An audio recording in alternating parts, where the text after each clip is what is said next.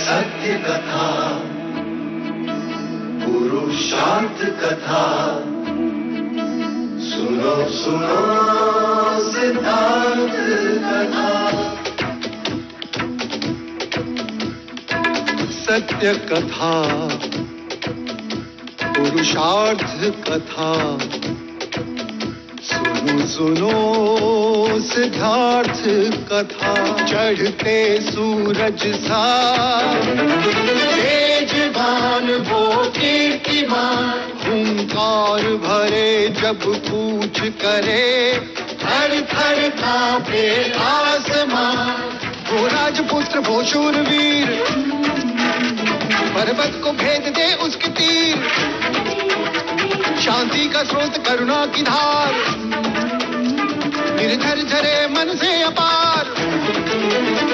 वो राजपुत्र वो शूरवीर, पर्वत को भेद दे उसके तीर, है शाक्य वंश का वो तारा, जगमग है जिससे जग सारा।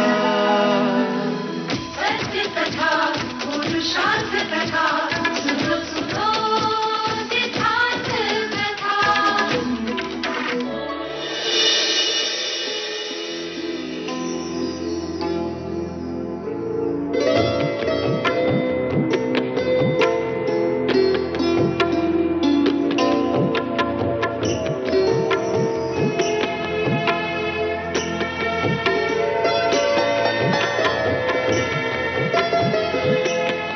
आज से मेरे सारे सुख तुम्हारे और तुम्हारी सारी पीड़ा मेरी। पुत्री, अब गृह प्रवेश करो।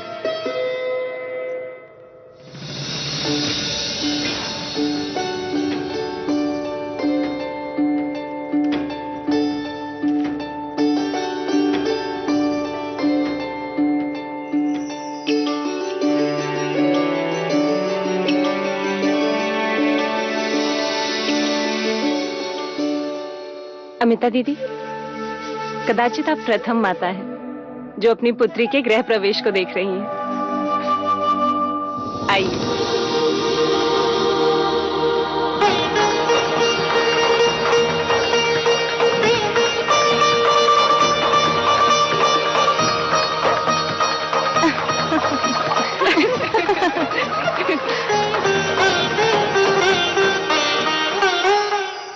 देखते हैं कौन ये अंगूठी खोज पाता है। जो पहले खोजेगा गृहस्थ जीवन में वही निर्णायक होगा। फिर तो मेरी पुत्री यशोधरा ही जीतेगी। नहीं नहीं महादेवी, सिद्धार्थ ही जीतेगा। अच्छा।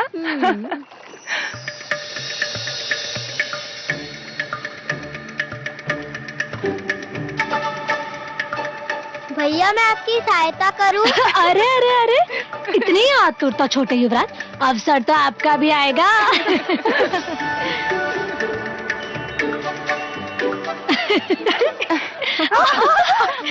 लो, मेरी पुत्री यशोधरा जीत गई। वो तो सिद्धार्थ जानबूझकर हार गया, क्यों युवराज? अर्थात अब यशोधरा के आगे तुम्हारी नहीं चलेगी सिद्धार्थ। चलो अच्छा है, अब मैं प्रश्न पूछता रहूंगा और यशोधरा उत्तर खोजती रहेगी। यशो, तुम भी तो कुछ कहो। ना इनकी चलेगी ना मेरी चलेगी, अब हमारे बीच सिर्फ इसने की चलेगी।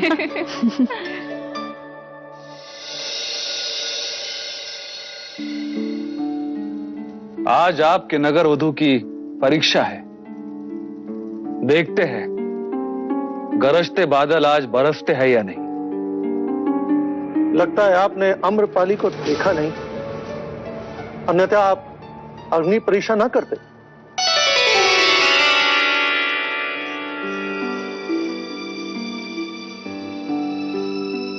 युवराज, वैशाली की नगरवधु अम्रपाली की ओर से प्रणाम स्वीकारें और आपकी विवाह की खुशी में मेरी ओर से नृत्य की भेंट स्वीकारें।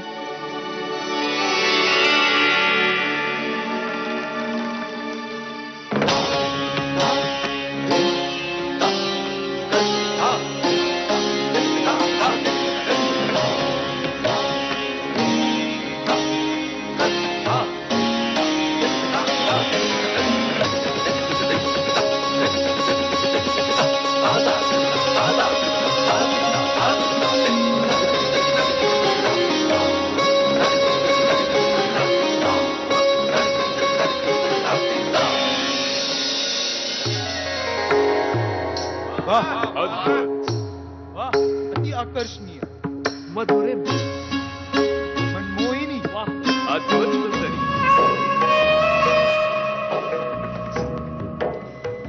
अद्भुत, ऐसा रूप, ये तो स्वर्ग की अप्सरा है। आम्रपाली,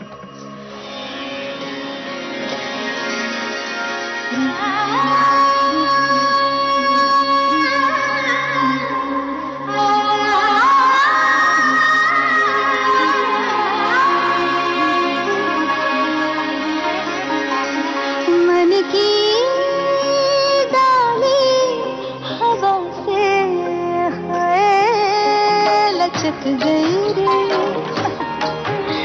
लचक गई रे, प्रेम इतना भरा है, छलक गई रे, ओ छलक गई रे।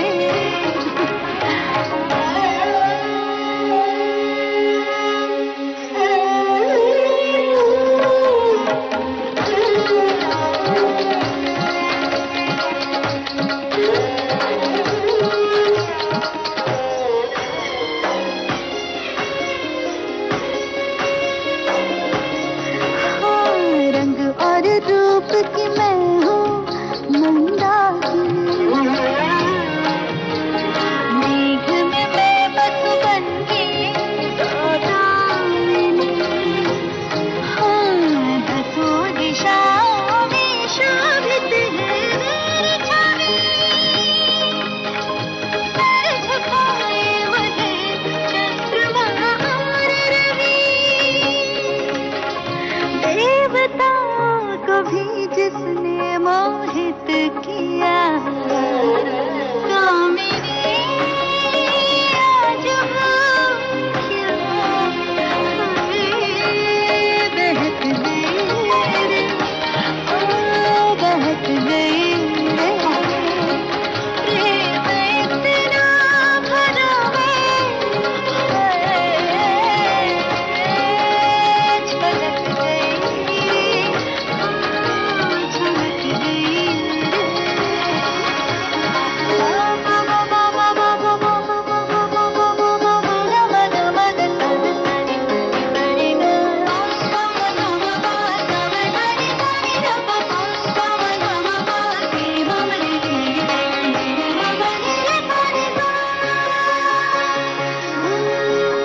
कभी आई नहीं रूप से आँचनी, कभी देखा नहीं प्रीत का आयाची, तन पे मेरे अब उन नैनों की छाप है,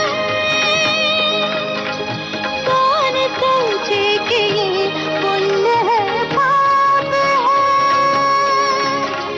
राह सच की दिखा किसी और को, हाँ भटकना मुझे मैं भटक गई रे, भटक गई रे, प्रेम इतना भरा है, छलक गई रे, छलक गई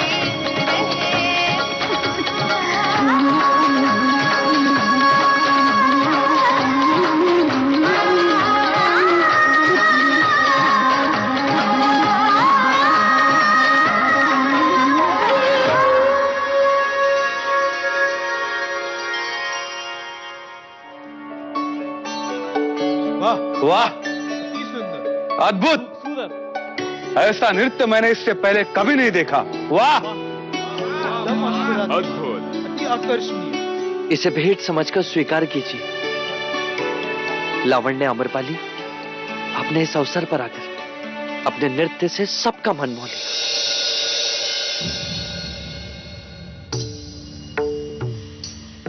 मैं इसे स्वीकार नहीं कर सकती।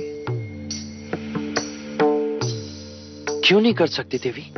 क्योंकि मैं आपसे कुछ और भेंट चाहती हूँ। क्या? इस हार के बदले मुझे एकांत में आप कुछ घड़ियां दे दे तो?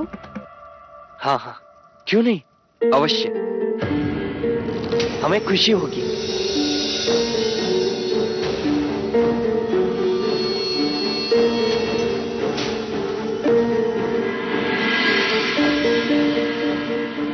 कहिए देवी, कब मिलना चाहेंगे आप? धृष्टता ना हो तो इसी वक्त एकांत में। अवश्य। लावण्य आम्रपाली से एकांत मंत्रणा की व्यवस्था की जाएगी, जहां केवल आप रहें और मैं, दूजा कोई नहीं।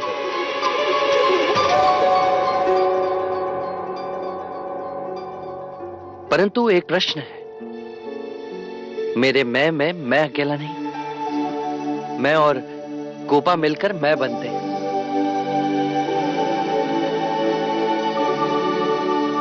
मैं इसका और ये मेरी अर्धांग है।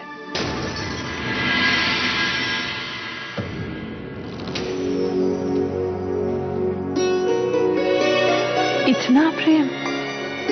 हाँ, सारे जग में प्रेम बढ़ना चाहिए और आरंभ अपनों से होना चाहिए। यदि आप प्रेम की भावना समझती हैं, तो कृपया इस माला को स्वीकार करें। आपकी कला अतुलनीय है, लावण्य आम्रपाली।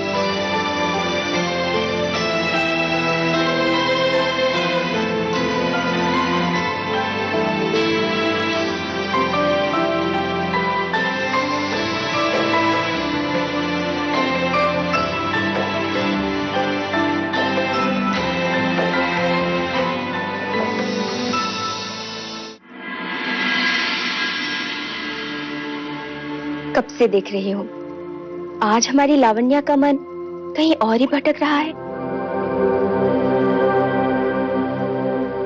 मुझे राजकुमारी यशोधरा से ईर्ष्या हो रही है। युवराज सिद्धार्थ उनसे कितना प्रेम करते हैं। परंतु ईर्ष्या कैसी देवी? आप क्या किसी राजकुमारी से कम हो? संपूर्ण संसार के राजा और राजकुमार आपकी एक दृष्टि के लिए तरसते हैं। क्या ये प्रेम नहीं है? नहीं उषा, वो केवल वासना है। उनमें से ऐसा कोई नहीं जिसकी दृष्टि के लिए मैं तरसूं। सभागृह में सभी राजाओं की दृष्टि मेरे शरीर पर सांप की तरह रेंग रही थी, और सिद्धार्थ की दृष्टि में मैं जैसे उपस्थित ही नहीं। मेरे कितने प्रयत्न करने के बाद भी वो मोहित नहीं हुआ। मुनियों की भांति देखता रहा। इसमें दुखी होने की कोई बात नहीं। आप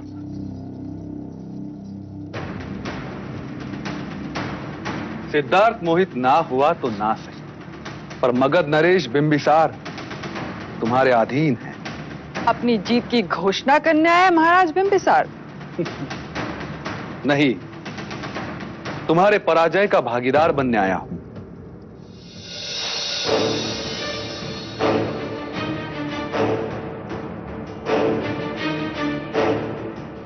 चाहे तुम शर्त भले ही हार गई हो देवी, पर आज से तुम हमारे मगध की सीमा वाले श्रृंगार महल की रानी हो।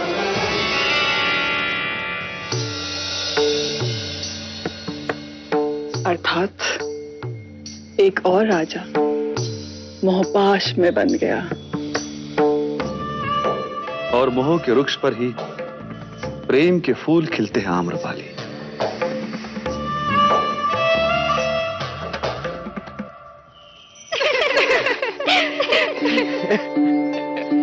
युवराज, आज आपने इस नीरू का सपना तोड़ दिया। मैंने? और नहीं तो क्या, आज अपने सभागृह में लावण्य आम्रपाली के आमंत्रण को ठुकरा दिया। अब मैं यशोधरा की सौत कैसे बनूंगी? नीरू, अब तू एक शब्द नहीं बोलेगी। अरे चलो सभी यहाँ से, रात्रि का दूसरा पहर जो हो चुका है। नंद, आप भी चलिए। नहीं, मैं यही रहूंगा जेस के साथ। अच्छे बच्चे हद नहीं करते। और फिर महादेवी आपकी प्रतीक्षा जो कर रही है, ले जाओ इसे। चलिए नंद। हम भी चले। आओ।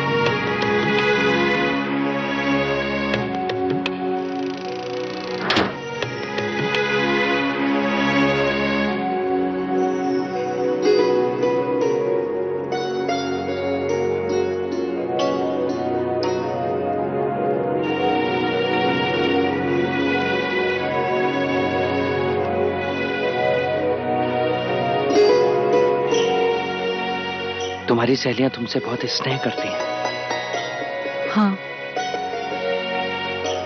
जितना चन्ना आपसे करता है।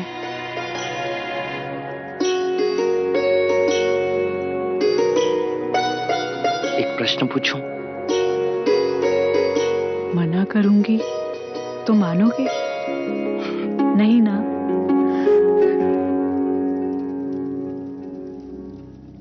तुम मुझसे विवाह करके खुश तो होना गोपा?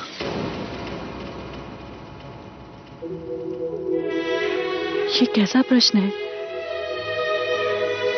जिसके साथ रहने को हर घड़ी मन उत्सुक हो, रात दिन जिसके विचार स्वयं के बारे में भी सोचने ना दे, जहां देखो सिर्फ वही दिखाई दे, सारा रात जिससे स्नेह करता हो और वो तुमसे स्नेह करता हो, तो ऐसे मनुष्य के साथ विवाह करके कोई क्यों खुश ना होगा युवराज?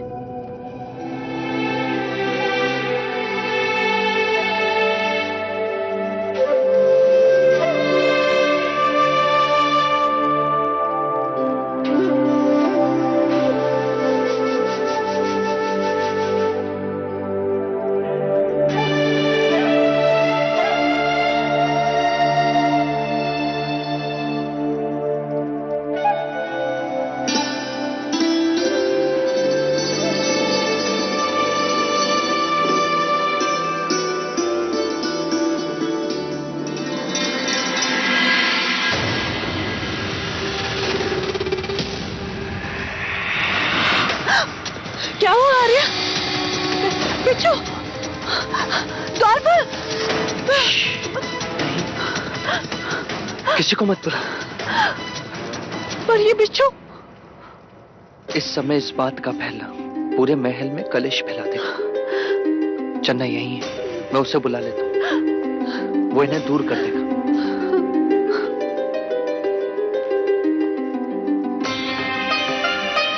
चन्ना,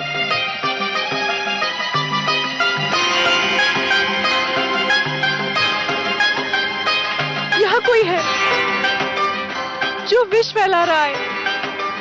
आज सुबह वरमाला में बिच्छू निकला तो सोचा योगानुयोग होगा, पर यहाँ पर इस तरह इन बिच्छुओं को रखना, ये एक षड्यंत्र है युवराज। इस महल में कोई है जो हमारे विवाह से खुश नहीं है, कोई है जो हमें साथ नहीं देख सकता।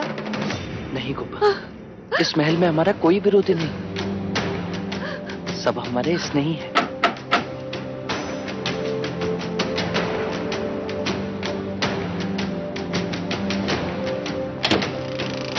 आगे युवराज। चन्ना, इन बिच्छुओं को बाहर फेंक दो। इन्हें मारना मत चन्ना, इन्हें बाहर जीवित झाड़ियों में छोड़ो। संभाल के।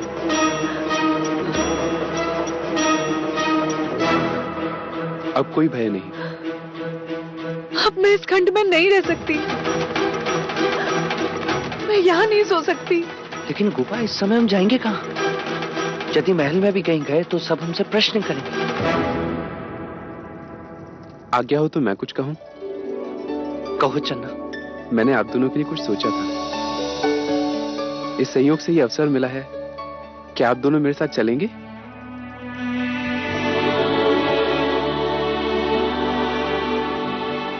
मुझे थोड़ा समय दीजिए, मैं रथ जोड़ कर आता हूँ। तुमने सबको बताने से मना क्यों किया? गोपा, इतनी सी बात के लिए सबको? इतनी सी बात? यदि हमें कुछ हो जाता तो? पर कुछ हुआ तो नहीं ना गोपा। भय से अधिक भय की कल्पना मनुष्य को पीड़ा देती है। तो क्यों ना हम भय से मुक्त हो जाए?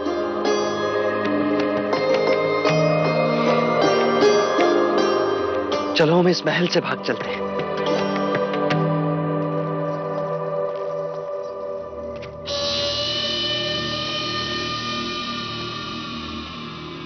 कुमार देवदत्त,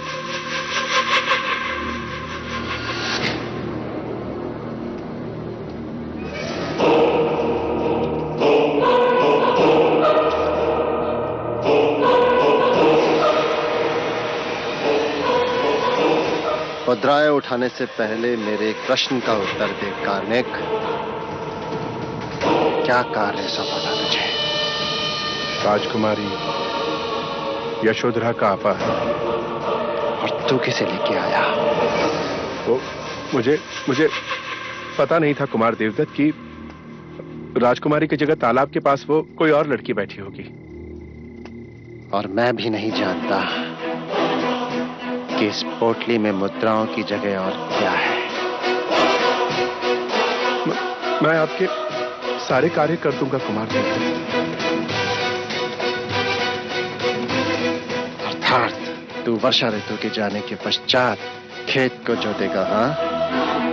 क्या कहा था तूने कार्निक? कि धन के लिए तो तू अपने प्राण भी ले सकता है, यही कहा था ना तूने?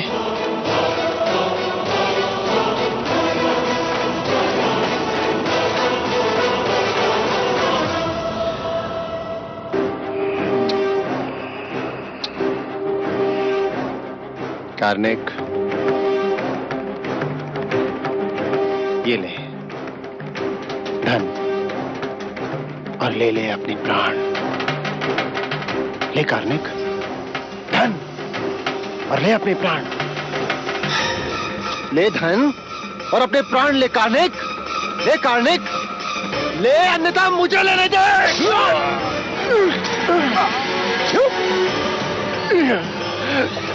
तेरे कारण कार्निक, तेरे कारण यशोधरा सिद्धार्थ हो गई। तेरे कारण मेरी पराजय हुई कार्निक। तेरे कारण देवदत्त की पराजय हुई कार्निक। तेरे कारण तू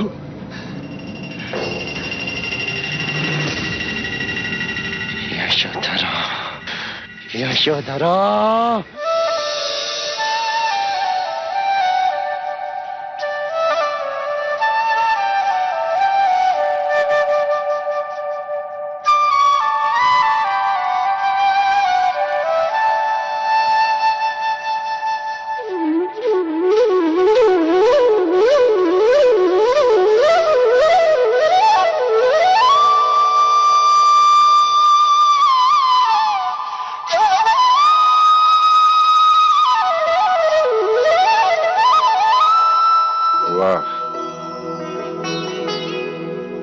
आज तुम्हारी बांसुरी का हर सुर यह कह रहा है कि तुम अत्यंत प्रसन्न हो।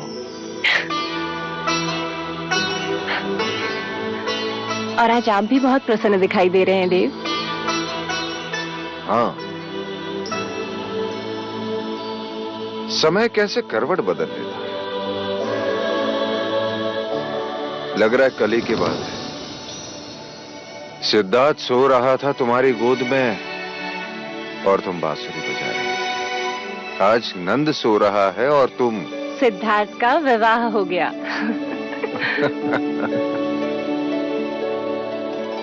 हाँ देवी, मुझे भय था कहीं हमारा तपस्वी विवाह से मुंह न फिर बैठे। परंतु मुझे गोपा पर पूर्ण विश्वास था। सत्य कह रही हो तुम। यशोधरा के रहते सिद्धार्थ वैरागी बन ही नहीं सकता। वो उसे गृहस्थी से बांध के रखेगी। असित मुनि की भविष्यवाणी अब झूठी प्रमाणित होगी। लगता है जीवन का एक पर्व जैसे पूर्ण हो गया है। अब शीघ्र ही ये मुकुट में सिद्धार्थ के सर पर रख के राजनीति से संन्यास ले लूंगा। अर्थात अब पुत्र की जगह पिता सन्यासी होंगे। हाँ। तो अब ये आंखें उस दिन की प्रतीक्षा करेंगी कि कब सिद्धार्थ का राज्याभिषेक हो और कब वो सम्राट बने। आने को तो वो दिन कल भी आ सकता है। अवरोध केवल इतना है कि सिद्धार्थ को शाक्य संघ का विश्वास अर्जित करना होगा। उनके प्रत्येक प्रश्न का उत्तर देना होगा।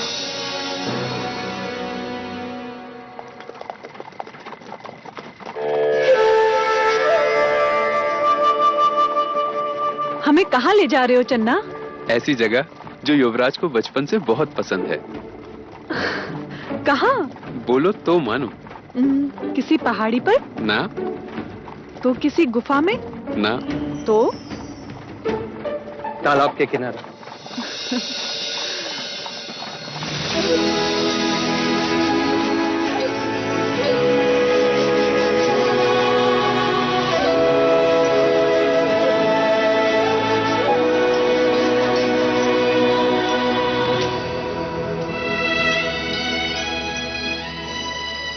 कृपया ये भेंट स्वीकार करें युवराज।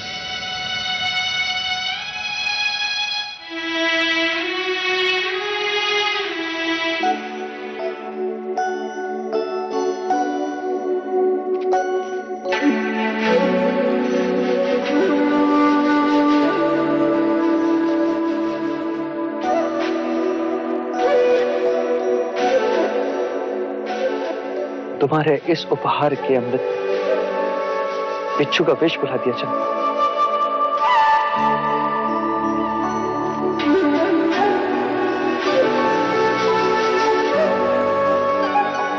तुम्हारी ये भेंट हमें सदा याद रहेगी। अब आप विश्राम कीजिए युवराज, मैं प्रातःकाल आपको लेने आऊंगा।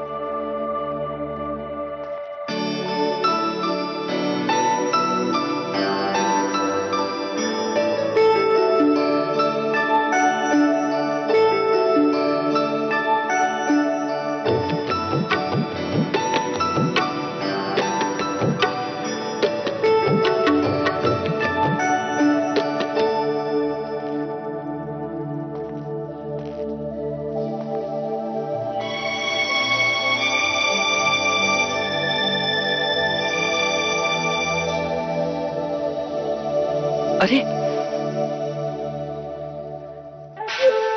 ये क्या कर रही हो गोपा? कर्तव्य निभा रही हूँ।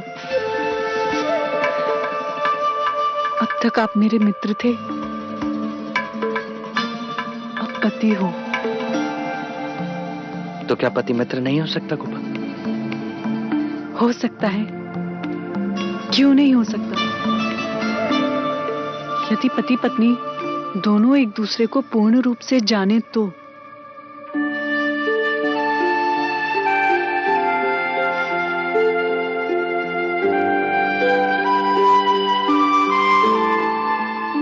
तो क्या हम एक दूसरे को पूर्ण रूप से नहीं जानते?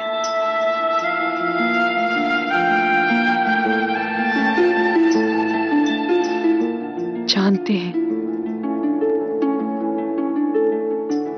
पर उस एक घड़ी के लिए मैं अनजान बन गई थी। कब? जब आपने आम्रपाली की एकांत में मिलने की इच्छा को स्वीकृति दी। वो उसकी कला का उपहार था गोपा। उस घड़ी मेरा आप पर संदेह करना अशोभनीय था। वो तुम्हारे प्रेम की तीव्रता थी गोपा। पर जब आपने ये कहा कि मैं गोपा भी है, तब मैं स्वयं अपनी दृष्टि में ऊंची हो गई आर्य। कदाचित तुम भूल गई होंगी कि तुमने मुझे 7 जन्मों के लिए बांध लिया है।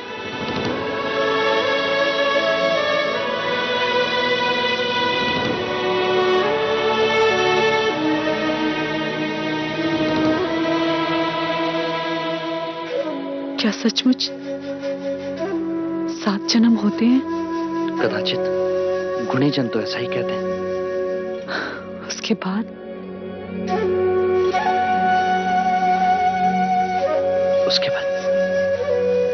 उसके बाद क्या गोपा? उसके बाद क्या होगा ये नहीं जानती, पर 7 घड़ी बाद क्या होगा ये जानती हूँ।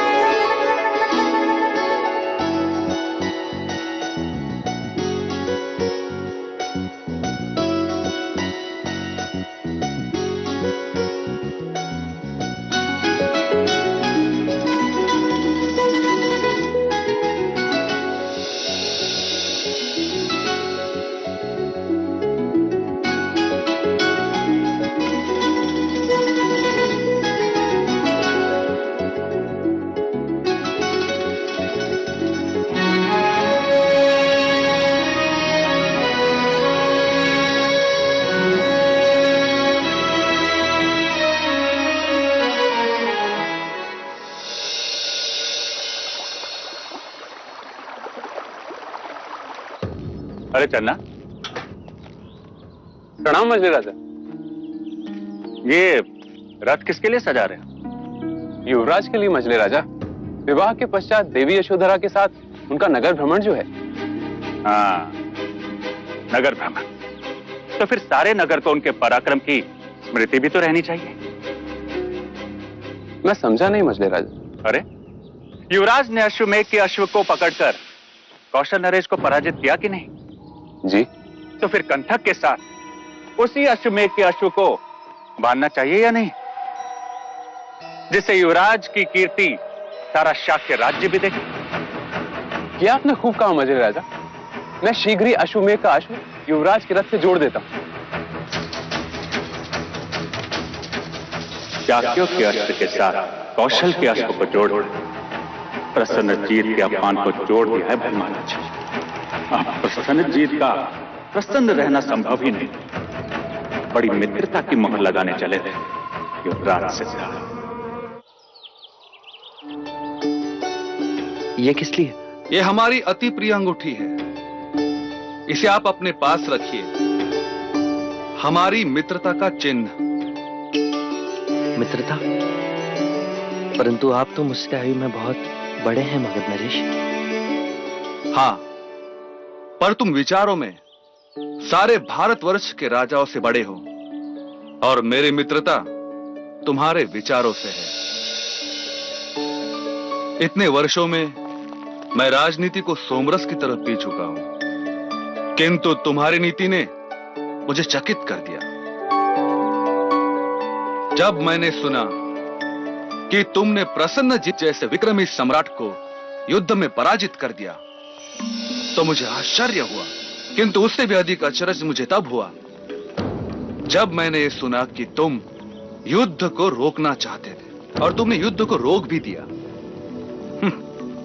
शत्रु से सारे हथियार भी ले लिए और शत्रु को अपना मित्र भी बना लिया। वाह! तो इसका श्रेय प्रसन्नजीत को भी देना चाहिए। उन्होंने भी अपनी दूरदृष्टि दिखाते हुए युद्ध विराम को सम्मति दी,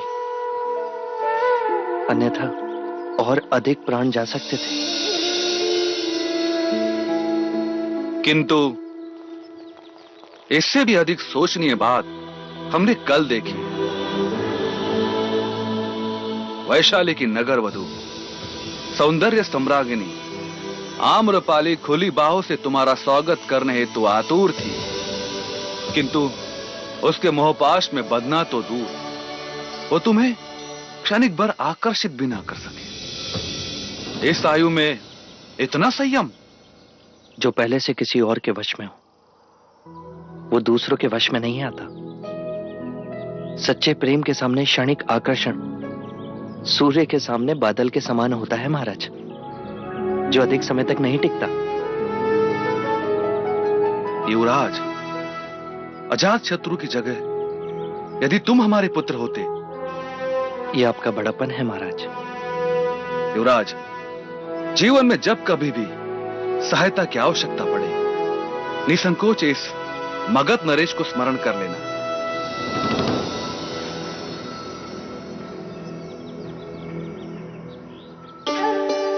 शताय शुभम।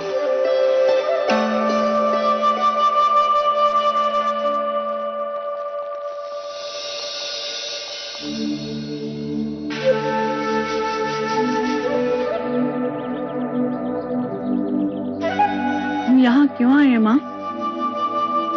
ये पेड़ देख रहे हैं? ये महामाया है। महामाया?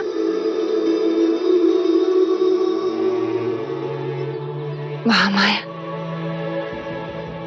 मेरी बड़ी भगिनी, तुम्हारी बड़ी बुआ, महाराज शुद्धोधन की पहली पत्नी और सिद्धार्थ की जन्मदायित्री। इसे प्रणाम करो। दीदी, ये यशोधरा है, तुम्हारे सिद्धार्थ की पत्नी।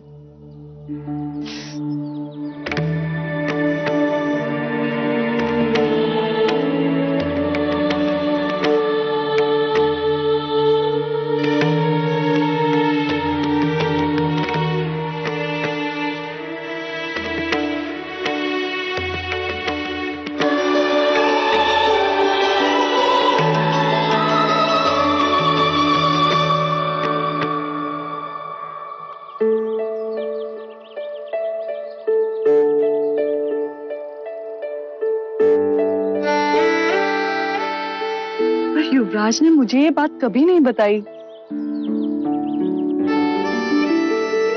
क्योंकि वो स्वयं भी ये बात नहीं जानता। वो तो केवल ये जानता है कि मैं ही उसकी मां। क्यों छिपाया आपने मां? क्योंकि महाराज नहीं चाहते थे। ऐसा क्या कारण था? असित मुनि की भविष्यवाणी। चाहे लाख जतन कर ले राजन, तेरा पुत्र सन्यासी ही बनेगा। उन्होंने कहा था कि सिद्धार्थ सन्यासी बनेगा, किंतु महाराज उसे सम्राट बनाना चाहते थे। हमने उसे हर दुख से दूर रखा और ये बात भी छुपाई ताकि उसे दुख ना हो। तो आपने मुझे क्यों बताई? क्योंकि हमारे पश्चात उसका उत्तरदायित्व तुझ पर है यशोधरा। पर कभी ये भेद खुल गया तो? यही भय तो हर सांस के साथ जीता है यशोधरा। महादेवी, नगर भ्रमण की सभी तैयारियां हो चुकी हैं।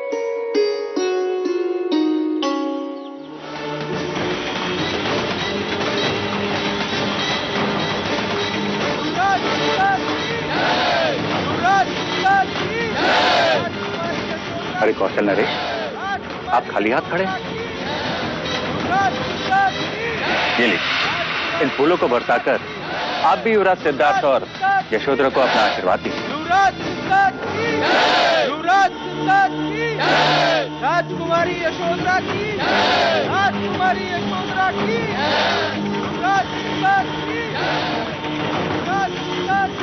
राजा द्रोणोदन, लगता है युवराज कपिल वस्तु के लोगों में अति प्रिय हैं। आपसे भी अधिक।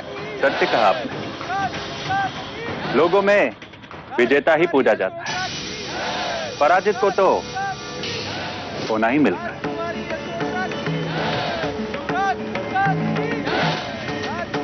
अरे देखिए कौशल नरेश, देख युवराज के रथ को तो देख। आपने अपनी और युवराज की मित्रता की घनिष्ठता देखी। एक और उनका प्रिय अश्वकंठ और दूसरी ओर आपके यज्ञ का अश्व।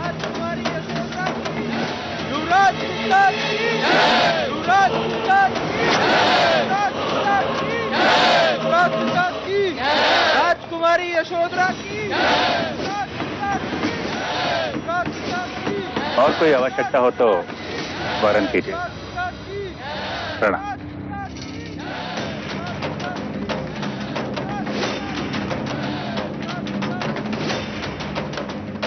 शाक्यों की कूटनीति देखी महाराज। आपको अपमानित करने हमारे अश्व मेघ के अश्व को अपने रथ से बांधकर हमें यह जताया जा रहा कि हमारे अश्व मेघ का अश्व अब उनके काबू में। आप पराजित हो और वो विजेता। नहीं, ये बात नहीं हो सकती। यही बात है महाराज।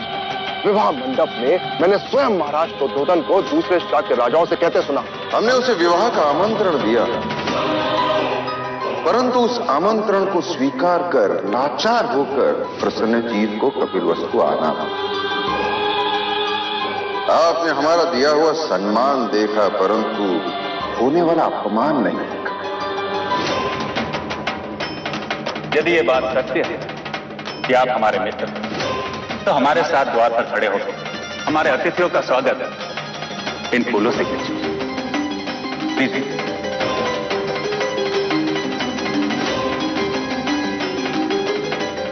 मित्रता की आड़ में इन्होंने मेरी पीठ पर वार किया है। अब इस अपमान का बदला तो शाक्यों को चुकाना ही है। अब हम घड़ी भर भी यहां नहीं रुक सकते। हम शीघ्र ही प्रस्थान करेंगे।